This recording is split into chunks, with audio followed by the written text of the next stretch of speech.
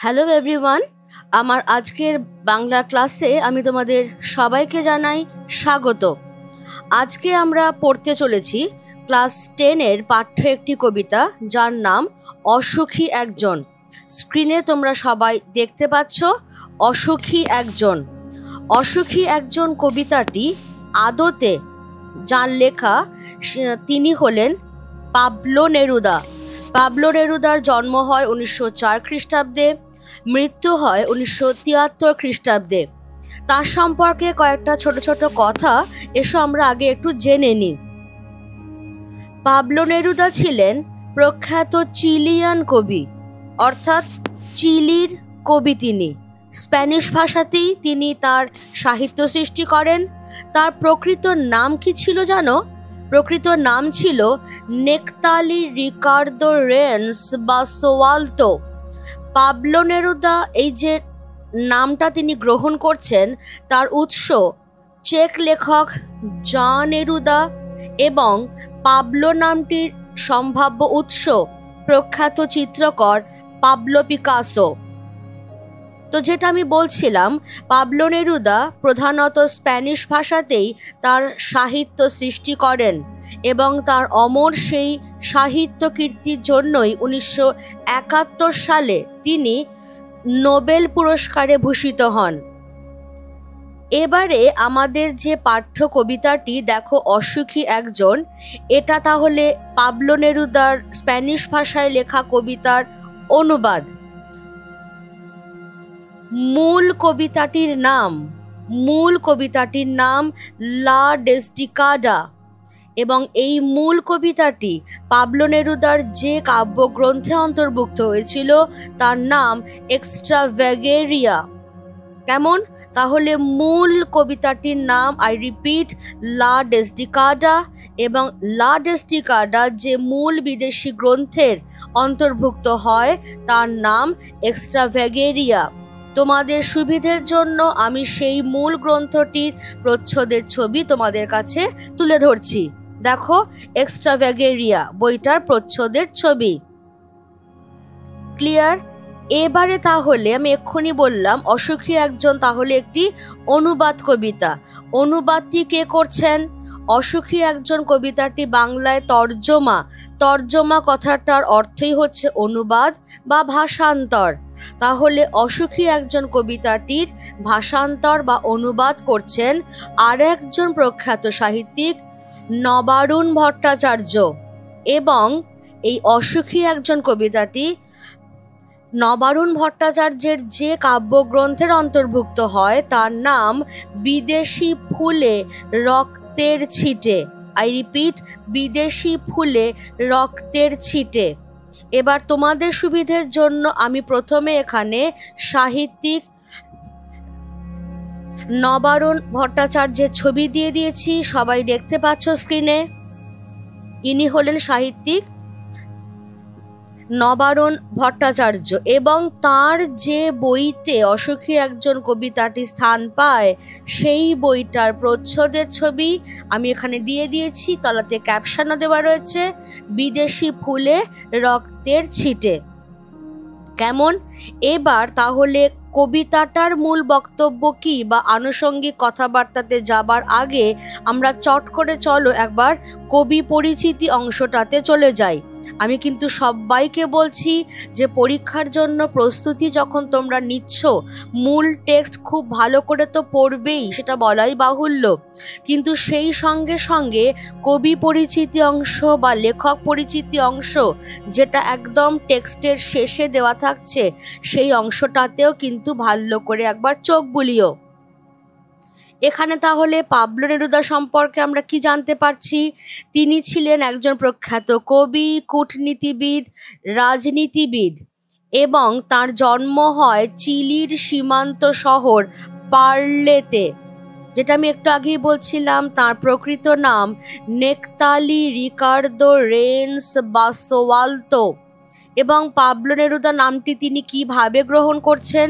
দুটো নামকে জুড়ে চেক লেখক জন নেরুদা এবং প্রখ্যাত চিত্রকর পাবলো পিকাসো, এই দুটোকে জুড়ে নিয়ে তিনি তার নাম গ্রহণ করছেন পাবলো নেরুদা। কেমন? এবারে যেটা বলা হচ্ছে, মানুষের প্রতি ভালোবাসা নিয়ে তিনি যেমন কবিতা লিখেছেন তেমনই লিখেছেন ঐতিহাসিক মহাকাব্য, প্রকাশ্য রাজনৈতিক ইস্তেহার। 1927 সালে চিলির সরকার তাকে রাষ্ট্রদূত করে রেঙ্গুনে পাঠায়। এই পদে থেকে তিনি চীন, জাপান, কলম্বো সহ ভারতেও আসেন। নেক্সট আমাদের ভীষণ ইম্পর্টেন্ট পয়েন্ট আমরা আলোচনাও করলাম, 1971 খ্রিস্টাব্দে তাকে সাহিত্যে নোবেল পুরস্কারে ভূষিত করা হয়। চিলিতে অগাস্তো পিনোচেতের নেতৃত্বাধীন সামরিক অভ্যুত্থানের সময় তিনি ক্যান্সারে আক্রান্ত হন, হাসপাতালে ভর্তি হন এবং তার মাত্র 3 দিন বাদেই তিনি হৃদরোগে আক্রান্ত হয়ে পরলোক গমন করেন। তার রচিত গ্রন্থ এইগুলো আমাদের খুব দরকার হবে: 20টা প্রেমের কবিতা এবং একটি হতাশার গান, এ পৃথিবীর আবাসভূমি, প্রাণের স্পেন, বিশ্বসঙ্গীত, চিলির পাথর, হোয়াকিন মুরিয়েতার গরিমা ও মৃত্যু, ক্যাপ্টেনের কবিতা, শীতের বাগিচা প্রভৃতি। আমরা একটু আগেই দেখলাম অসুখী একজন কবিতাটি তার লেখা যে মূল কবিতা তার নাম লা ডেস্টিকাডা এবং সেটা যে মূল গ্রন্থের অন্তর্গত এক্সট্রাভ্যাগেরিয়া, এর অনুবাদ করছেন প্রখ্যাত আরেকজন সাহিত্যিক নবারুণ ভট্টাচার্য। অনুবাদটির নাম দেওয়া হচ্ছে অসুখী একজন এবং সেই অনুবাদ কবিতাটি বিদেশি ফুলে রক্তের ছিটে নামক গ্রন্থের অন্তর্ভুক্ত হচ্ছে। এবারে এই অংশটার একদম শেষের দিকে আমি চলে যাব তোমাদের জন্য দুটো ছোট্ট ছোট্ট বিষয় নিয়ে। 1 নম্বরটা কি, তোমাকে যদি বলা হয় অসুখী একজন কবিতাটির মূল গ্রন্থের নাম কি, আর কিচ্ছু বলে দেওয়া হলো না, শুধু বলা হলো যে অসুখী একজন কবিতাটির মূল গ্রন্থের নাম, তুমি লিখবে বিদেশি ফুলে রক্তের ছিটে। আর যদি স্পেসিফাই করে দেওয়া হয়, স্পেসিফিক করে বলা হয় যে অসুখী একজন কবিতাটির বিদেশি মূল গ্রন্থের নাম কি, তখন তুমি সেখানে আনবে এক্সট্রাভ্যাগেরিয়া। অর্থাৎ তোমাকে যখন স্পেসিফিক করে বলা হবে, তুমি যখন বুঝতে পারছো যে হ্যাঁ আমাকে বিদেশি বইটার নাম লিখতে হবে, একমাত্র তখনই তুমি এক্সট্রাভ্যাগেরিয়া কথাটা আনবে। তার আগে অবধি তুমি বাংলা যে মূল গ্রন্থের নাম পাচ্ছ বিদেশি ফুলে রক্তের ছিটে সেটাই আনবে। কেমন?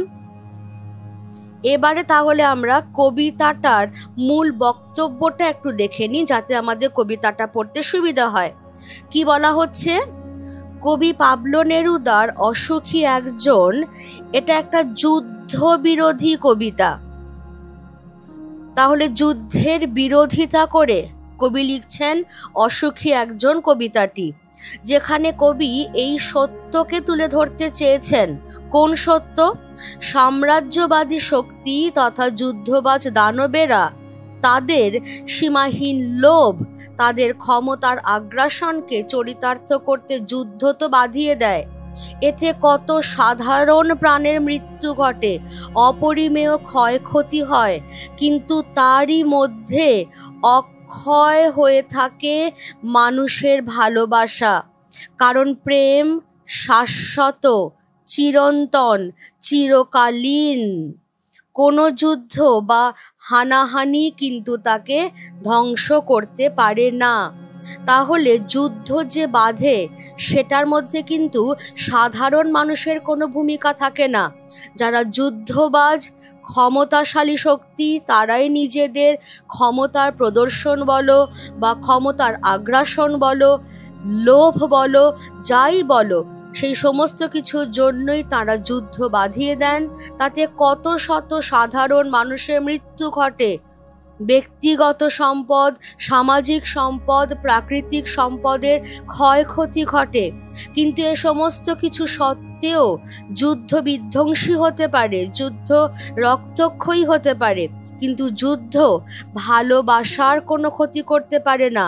কারণ প্রেম বা ভালোবাসা সেটা শাশ্বত, সেটা চিরকালীন। কোনো যুদ্ধ বা কোনো হানাহানি তাকে ধ্বংস করতে, তাকে শেষ করতে পারে না। সুতরাং আমাদের পাঠ্য কবিতাটির মূল যে কথা, সেটা কি? যুদ্ধের ওপর ভালোবাসার জয়। কেমন? যুদ্ধ বড় নয়, মানুষের ভালোবাসাটাই হলো বড়। চলে এসো তাহলে আমরা কবিতাটা শুরু করে দেব। কবিতার নাম অসুখী একজন। কবিতাটি রচয়িতা পাবলো নেরুদা। কবি কি বলছেন? আমি তাকে ছেড়ে দিলাম, অপেক্ষায় দাঁড় করিয়ে রেখে দরজায়। আমি চলে গেলাম দূর দূরে। সে জানতো না আমি আর কখনো ফিরে আসব না। একটা কুকুর চলে গেল, হেঁটে গেল গির্জার এক নান। একটা সপ্তাহ আর একটা বছর কেটে গেল। বৃষ্টিতে ধুয়ে দিল আমার পায়ের দাগ। ঘাস জন্মালো রাস্তায়, আর একটার পর একটা পাথরের মতো, পর পাথরের মতো বছরগুলো নেমে এলো তার মাথার ওপর। তারপর যুদ্ধ এলো, রক্তের এক আগ্নেয় পাহাড়ের মতো। শিশু আর বাড়িরা খুন হলো, সেই মেয়েটির মৃত্যু হলো না। সমস্ত সমতলে ধরে গেল আগুন। শান্ত হলুদ দেবতারা, যারা 1000 বছর ধরে ডুবেছিল ধ্যানে, উল্টে পড়ল মন্দির থেকে টুকরো টুকরো হয়ে। তারা আর স্বপ্ন দেখতে পারল না। সেই মিষ্টি বাড়ি, সেই বারান্দা যেখানে আমি ঝুলন্ত বিছানায় ঘুমিয়েছিলাম, গোলাপি গাছ, ছড়ানো করতলের মতো পাতা, চিমনি, প্রাচীন জলতরঙ্গ, সব চূর্ণ হয়ে গেল, জ্বলে গেল আগুনে। যেখানে ছিল শহর, সেখানে ছড়িয়ে রইল কাঠ কয়লা, দোমড়ানো লোহা, মৃত পাথরের মূর্তির বিভৎস মাথা, রক্তের একটা কালো দাগ। আর সেই মেয়েটি আমার অপেক্ষায়। তর্জমা করছেন নবারুণ ভট্টাচার্য। কবিতাটা আমি একবার পুরো পড়ে দিলাম। এবার আমরা ধীরে ধীরে তার ব্যাখ্যা অংশে যাব। কবিতার প্রথমে কবি কি বলছেন? আমি তাকে ছেড়ে দিলাম, অপেক্ষায় দাঁড় করিয়ে রেখে দরজায়। আমি চলে গেলাম দূর দূরে। সে জানতো না আমি আর কখনো ফিরে আসব না। প্রত্যেককে আমি বলবো, এখানে কিন্তু আমি বলতে কবি কথাটা ব্যবহার না করাই ভালো। বরং লেখো কবিতার কথক। তাহলে কবিতার সূচনাতেই আমরা কি দেখছি? কথক তাঁর প্রেয়সীকে ছেড়ে চলে গেলেন ভয়ঙ্কর যুদ্ধে যোগ দিতে। সেই যুদ্ধ যা খুব শিগগিরই সারা বিশ্বে ছড়িয়ে পড়বে। যুদ্ধক্ষেত্রের আহ্বানই কথককে ঘর ছাড়তে বাধ্য করল। কারণ দেশমাতৃকার স্বাধীনতার কাছে গৃহসুখ, প্রিয়জনের সান্নিধ্য সমস্ত কিছুই তুচ্ছ। তাই যুদ্ধের আহ্বানে কথক ঘর ছাড়লেন, প্রিয়তমাকে ছাড়লেন। তিনি তার সেই প্রিয়তমাকে চিরকালের জন্যই ছেড়ে চলে গেলেন। কারণ যুদ্ধক্ষেত্র থেকে তিনি যে ফিরে আসতে পারবেন এমন নিশ্চয়তা কোথাও নেই।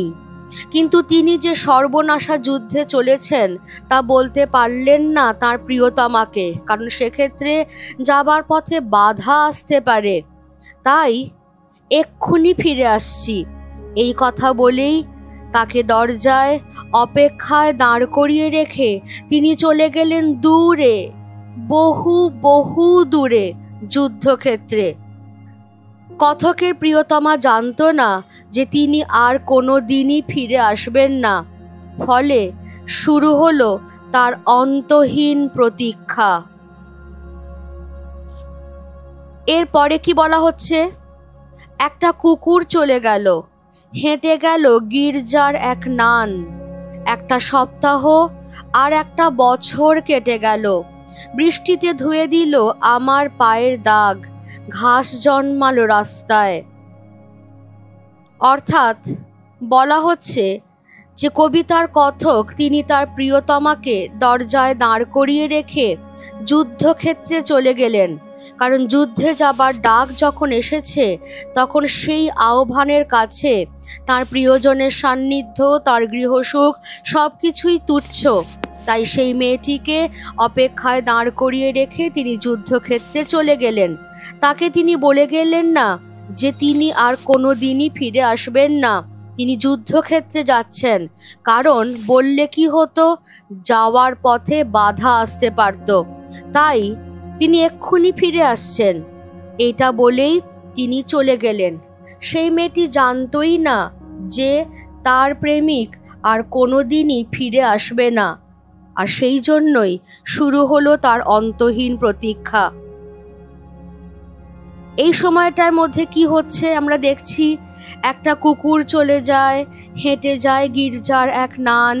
অর্থাৎ প্রাত্যহিক জীবনের ছন্দ কিন্তু কোথাও ব্যাহত হয় না, শুধু পেরিয়ে যায় সময়। দিনের পর দিন কাটে, সপ্তাহের পর সপ্তাহ কাটে, অতিক্রান্ত হয়ে যায় একটা গোটা বছর। কথক বহুদিন হলো চলে গেছেন। যে রাস্তা দিয়ে তিনি চলে এসেছিলেন সেখানে বৃষ্টিতে ধুয়ে গেছে তার পায়ের চিহ্ন। অর্থাৎ এককালে যে জায়গায় কথকের অস্তিত্ব ছিল প্রকট, তিনি চলে যাবার বৎসরাধিক দীর্ঘ সময় অতিবাহিত হবার পর বৃষ্টির জলে সেই পদচিহ্ন মুছে গেছে। এবং এই বৃষ্টি এটাও কিন্তু ইঙ্গিত বহন করে বছর পেরিয়ে যাওয়ার। তাহলে যে জায়গায় কথকের অস্তিত্ব এককালে ছিল প্রকট, সেই জায়গায় বৃষ্টির জলে তার পায়ের ছাপ মুছে গেছে, হারিয়ে গেছে তার অস্তিত্ব। এখন সেই পথে জন্মেছে ঘাস, অর্থাৎ মানুষের চলাচলও সেখানে অনেকটা কমে গেছে। কিন্তু সেই মেয়েটির প্রতীক্ষার অবসান ঘটেনি। কি বলা হচ্ছে, একটার পর একটা পাথরের মতো, পর পর পাথরের মতো বছরগুলো নেমে এলো তার মাথার ওপর। কার মাথার ওপর? কবিতার কথকের অপেক্ষারত তার প্রিয়তমার মাথার ওপর একটার পর একটা বছর নেমে আসছে পাথরের মতো। অর্থাৎ পাথর যেমন নিষ্প্রাণ, ভারী ও বিশালাকার, তেমনি প্রেমিকের বিহনে বছরগুলিও মেয়েটির কাছে হয়ে উঠেছে প্রাণস্পন্দন, হয়েছে দীর্ঘ থেকে দীর্ঘতর এবং পরিণত হয়েছে বিশাল বোঝায়। বছর যেন আর কাটতে চায় না, সেই বছরে যেন প্রাণের চিহ্নটুকুও আর নেই। কিভাবে কাটাবে মেয়েটি বছরগুলো তার প্রিয়তমর বিহনে? এরপর কি বলা হচ্ছে, তারপর যুদ্ধ এলো। কিরকম ভাবে যুদ্ধ এলো? রক্তের এক আগ্নেয় পাহাড়ের মতো। শিশু আর বাড়িরা খুন হলো, সেই মেয়েটির মৃত্যু হলো না। অর্থাৎ দীর্ঘ সময় কথক চলে গেছেন যুদ্ধক্ষেত্রে, যুদ্ধ প্রস্তুতি চলছে দীর্ঘ সময়, তারপরেই এলো রক্তক্ষয়ী ভয়ঙ্কর যুদ্ধ। এলো যেন রক্তের এক আগ্নেয় পাহাড়ের মতো। আগ্নেয়গিরি যেমন বিধ্বংসী, আগ্নেয় পাহাড় থেকে যেরকম তরল উত্তপ্ত লাভা বেরিয়ে আসে, চারিদিক ধ্বংস করে যায়, এবং সেই আগ্নেয়গিরি থেকে নিক্ষিপ্ত বিশাল আকার আগুন রাঙা জ্বলন্ত পাথর যেমন চারদিকে ছড়িয়ে পড়ে সব কিছু নষ্ট করে দেয়, তেমনি যুদ্ধও হচ্ছে বিধ্বংসী। তার ভয়ঙ্কর আঘাত নিমেষে শেষ করে দেয় তাজা প্রাণ, শেষ করে দেয় সুখ শান্তির আবাস গৃহ। সেই যুদ্ধের ভয়াবহতা থেকে যেমন রেহাই মেলে না প্রাপ্তবয়স্কদের, তেমনি তার হাত এড়াতে পারে না শিশুরাও। নিরীহ, নিষ্পাপ, পবিত্র সেই শিশুদের সব ছড়িয়ে থাকতে দেখা যায় ইতস্তত বিক্ষিপ্তভাবে। কবি বলছেন, খুন হয় বাড়িরাও, অর্থাৎ যুদ্ধ বাধায় মানুষের হাতেই অকারণে মারা যেতে হয় অসহায় নির্দোষ মানুষকে। নির্মম হত্যালীলায় বাড়ি ঘর সব কিছুই শূন্যতায় পর্যবসিত হয়। তবু তারই মধ্যে সেই মেয়েটির মৃত্যু হলো না। এটা কিসের কথা বলছে একটু পরে আমরা আলোচনা করব। শুধু এখন আমরা দেখে নেব যুদ্ধ আর কি কি ধ্বংসলীলা ঘটাচ্ছে। সমস্ত সমতলে ধরে গেল আগুন। শান্ত হলুদ দেবতারা, যারা হাজার বছর ধরে ডুবেছিল ধ্যানে, উল্টে পড়ল মন্দির থেকে টুকরো টুকরো হয়ে। তারা আর স্বপ্ন দেখতে পারল না। সেই মিষ্টি বাড়ি, সেই বারান্দা যেখানে আমি ঝুলন্ত বিছানায় ঘুমিয়েছিলাম, গোলাপি গাছ, ছড়ানো করতলের মতো পাতা, চিমনি, প্রাচীন জল তরঙ্গ সব চূর্ণ হয়ে গেল, জ্বলে গেল আগুনে। যেখানে ছিল শহর সেখানে ছড়িয়ে রইল কাঠ কয়লা, দোমড়ানো লোহা, মৃত পাথরের মূর্তির বিভৎস মাথা, রক্তের একটা কালো দাগ। মারণ যুদ্ধ। সেই মারণ যুদ্ধের স্পর্শে ছারখার হয়ে যায় পৃথিবী।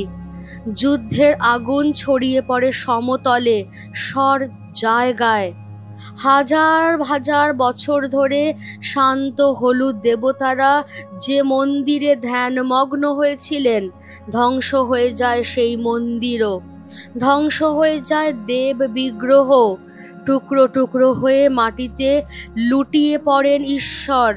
তাঁদের স্বপ্ন দেখা, অর্থাৎ মনুষ্যত্বের আদর্শকে প্রতিষ্ঠা করবার, সর্বত্র সুখ শান্তি সমৃদ্ধির বিকাশের যে ভাবনা, সেটাও শেষ হয়ে যায়।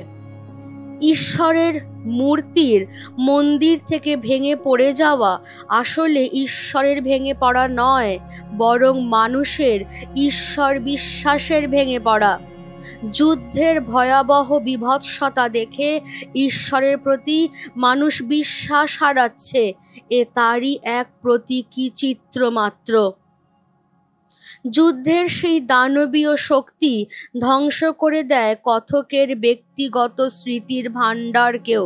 যেটা আমি একটু আগেই পড়াতে বলছিলাম, যুদ্ধ এমনই বিধ্বংসী, যুদ্ধ এমনই ভয়াবহ যে তা কেবল সামাজিক, তা কেবল প্রাকৃতিক সম্পদকে যে নষ্ট করে তা নয়, তা কিন্তু মানুষের ব্যক্তিগত স্মৃতির ভাণ্ডারকেও শেষ করে দেয়, ব্যক্তিগত সম্পদকেও নষ্ট করে দেয় সেটা।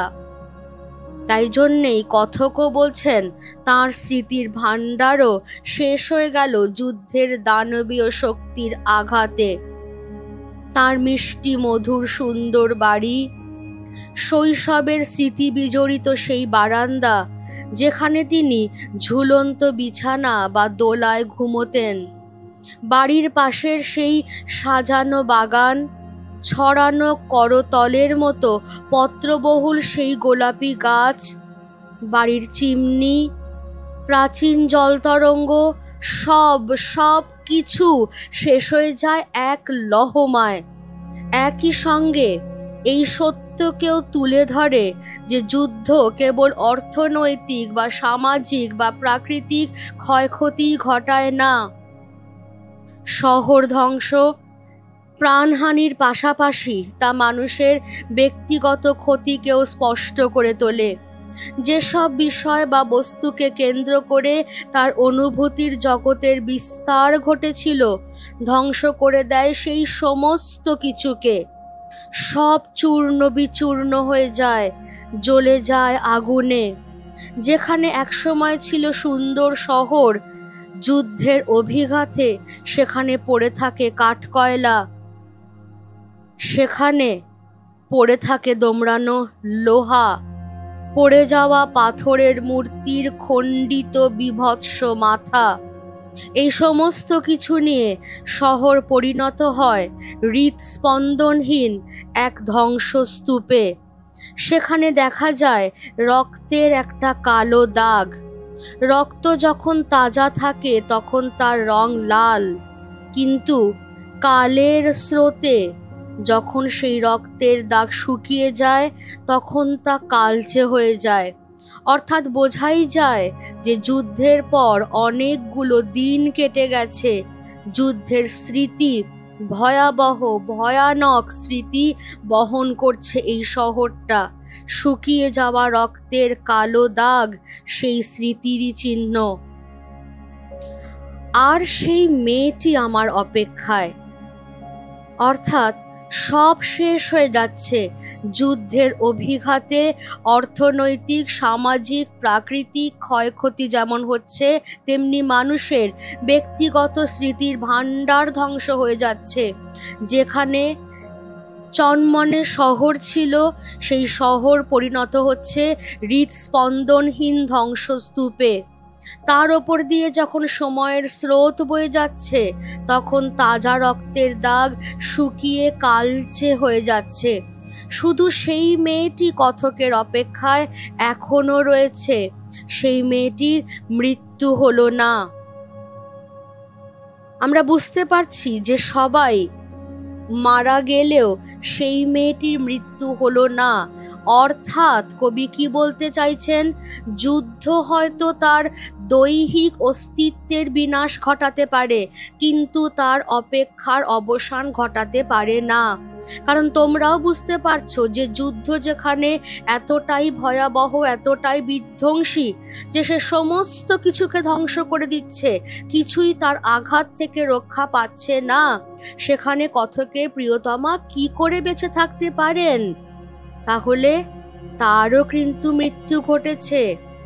যুদ্ধ তাকে দৈহিকভাবে হয়তো শেষ করে দিয়েছে, তার শারীরিক অস্তিত্বের বিনাশ ঘটিয়েছে, কিন্তু তার অপেক্ষার অবসান ঘটাতে পারেনি। কারণ সেই মেয়েটি চিরন্তন প্রেমিকার প্রতিমূর্তি। তার প্রেম শাশ্বত, চিরকালীন, যার কখনো মৃত্যু হতে পারে না। যুদ্ধ হয়তো সম্পত্তি বিনষ্ট করতে পারে, প্রাণহানি ঘটাতে পারে, কিন্তু প্রেমিকের জন্য তার অপেক্ষাকে সমাপ্ত করতে পারে না। আর এইখানেই যেটা আমি বলেছিলাম, কবিতার মূল বক্তব্য, যুদ্ধের ওপর ভালোবাসার জয় সূচিত হয়। অর্থাৎ সেই যে মেয়েটি, সে হয়তো শারীরিকভাবে আজকে মৃত, কিন্তু তার ভালোবাসাটা বেঁচে আছে। কারণ প্রেম, ভালোবাসা শাশ্বত এক অনুভূতি, চিরন্তন এক সত্য। যুদ্ধ সব কিছুকে ধ্বংস করতে পারে, তছনছ করতে পারে, প্রাণহানি ঘটাতে পারে, কিন্তু মানুষের প্রতি মানুষের ভালোবাসাকে সে কোনোদিনই ধ্বংস করতে পারে না। আর এইখানেই যুদ্ধের ওপর ভালোবাসার জয় ঘোষিত হয়। কবিতাটা এইখানেই শেষ হয়ে যাচ্ছে এবং এই কবিতায় আমি যে যে জায়গাগুলো আন্ডারলাইন করিয়ে দিলাম, সেই জায়গাগুলো তো অতি অবশ্যই পড়বে। পুরো কবিতাটাই খুব ভালো করে পড়বে। আর বছরগুলো কেন পাথরের মতো তার মাথার ওপর নেমে এলো সেটাও আমি আলোচনা করে দিলাম। যে পাথর যেরকম ভারী, বিশালাকার, নিষ্প্রাণ, ঠিক সেই রকমভাবে প্রেমিকের বিহনে কথকের প্রিয়তমার কাছেও বছরগুলো হয়ে উঠছে দীর্ঘ থেকে দীর্ঘতর, হয়ে উঠছে বিশাল একটা বোঝায় এবং প্রাণ স্পন্দনহীন। বছরগুলো যেন আর কাটতে চাইছে না। কেমন? এবারে তাহলে কবিতাটার যে নাম অসুখী একজন, অনেক সময় প্রশ্ন আসতেই পারে যে অসুখী একজন কাকে বলা হয়েছে। কি মনে হয় বলো তো? অসুখী একজন কি শুধু কবিতার কথক, যিনি যুদ্ধের আহ্বানে তার প্রিয়তমাকে ছেড়ে যেতে বাধ্য হলেন, তার গৃহসুখ, তার আত্মীয় পরিজনের সান্নিধ্য থেকে দূরে চলে যেতে বাধ্য হলেন? সেই তিনিই কিন্তু একমাত্র অসুখী নন। সেই প্রিয়তমা, সেই মেয়েটি যে তার প্রেমিকের জন্য অনন্ত প্রতীক্ষায় রয়ে গেল, সেও কিন্তু একজন অসুখী। তাহলে অসুখী একজন বলতে এখানে যেরকম কবিতার কথককে বোঝানো হচ্ছে, তেমনি একই সঙ্গে কথকের প্রতীক্ষায় থাকা তার প্রিয়তমাকেও বোঝানো হয়েছে। ক্লিয়ার সবার কাছে? এই জায়গাগুলো একটু দেখে নেবে এমসিকিউ এসএকিউ এর জন্য। কেমন? আমি বুঝিয়ে দিয়েছি। যা কিছু এখান থেকে ইম্পর্ট্যান্ট জায়গা আন্ডারলাইন করবার করিয়ে দিয়েছি, তোমরা সেগুলো পড়লেই বুঝতে পারবে, এবং ব্যাখ্যাও করে দিয়েছি কোনটার কি মানে। সেগুলোকে শুনলেই তোমরা ভালো করে কবিতাটা আত্মস্থ করতে পারবে। এর সঙ্গেই ডেসক্রিপশানে যে লিঙ্ক দেওয়া রয়েছে সেখানে কিছু স্যাম্পল কোয়েশ্চেন্সও আমি তোমাদের সঙ্গে আলোচনা করে নিয়েছি। এরপর যদি দেখো যে ডাউট আছে বা কোয়েরি আছে, কোনো জায়গায় বুঝতে পারছো না, ডেফিনেটলি আমাকে কমেন্ট বক্সে জানাও। তোমাদের কমেন্টের অপেক্ষাতেই আমি থাকবো যে তোমরা কোন জায়গা ধরতে পারছো না বা তোমাদের আরও কোনো কিছু রিকোয়ারমেন্ট আছে কিনা। কেমন? আজকের ক্লাস তাহলে আমি এখানেই শেষ করছি। Thank you everybody.